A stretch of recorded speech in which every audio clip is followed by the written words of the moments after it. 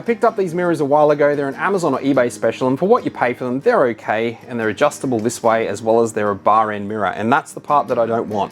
The problem is I have a scrambler and I took it on a motor camping trip and it decided to take a dirt nap in the slippery mud, and I snapped my mirror because they're bar end mirrors, and I want that to not happen again, so I'm going to customize these and show you exactly how to do it.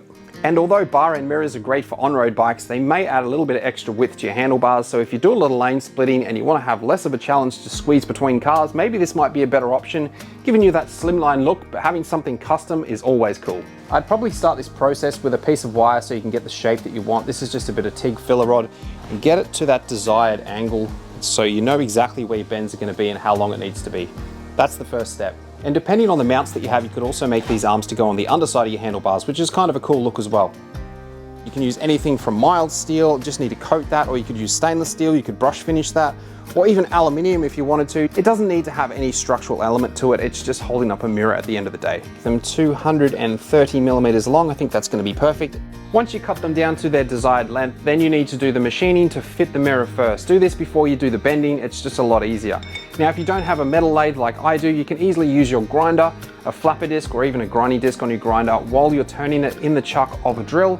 Is going to do the same thing. It's just probably not as accurate, but you don't really need it to be that accurate anyway. All we're trying to do here is mimic the same design of the shaft that's actually on there, so you have somewhere for the grub screw to tighten down to, and therefore it can't come off the end.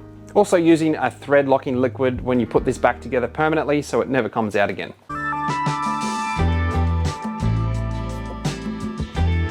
If you choose the right size round bar, you won't necessarily have to machine it down. The hole is about 9.5 millimeters, or alternatively, you could also just drill out the hole in the mirror itself. Just make sure you do cut a groove for the grub screw to sit in, or you could even just grind a flat section, that'll do the same thing.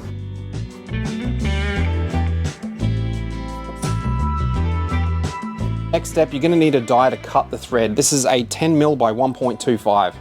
I'm using my metal lathe as a vise and the tailstock to keep it nice and straight, but once again, if you have a bench vise, you can clamp it in that and still cut the thread, no worries at all. I'd probably use some emery tape around the round bar just so that it doesn't slip in the vise. I would probably recommend doing the bends first, because that way it's easier to hold in the vise.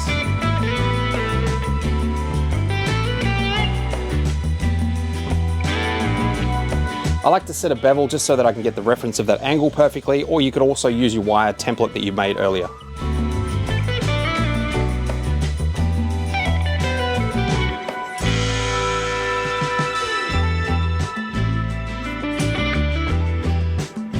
Not everybody's going to have one of these bar benders, so another way to do it is using a bench vise and some heat.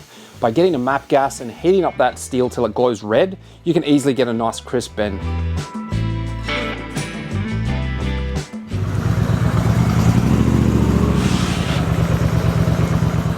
Take into consideration the original mounting points on your bike for the mirrors. If one is higher than the other, you may need to make your mirrors accordingly. Or alternatively, if you don't have any mirror mounts or you only have one on one side, you can get these little clamps that go into your handlebars, and they're designed for holding mirrors. So you can get those on eBay or Amazon, I'm pretty sure.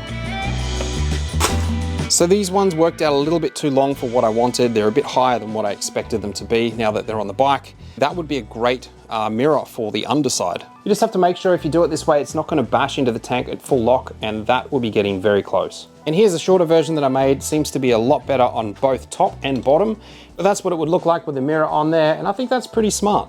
But on this particular bike, we are going to be mounting them up the top. That's the look that I want to go for. There's plenty of adjustability this way as well as this way, so you can get it exactly where you need it, and you could probably put a locking nut on the underside. If you have enough thread, you could put a locking nut on the top as well. I'm honestly really happy with them. I think they suit this bike really well, and the best part is if the bike goes on another adventure and it's a slippery one, it's not going to snap the mirrors off if I do go down.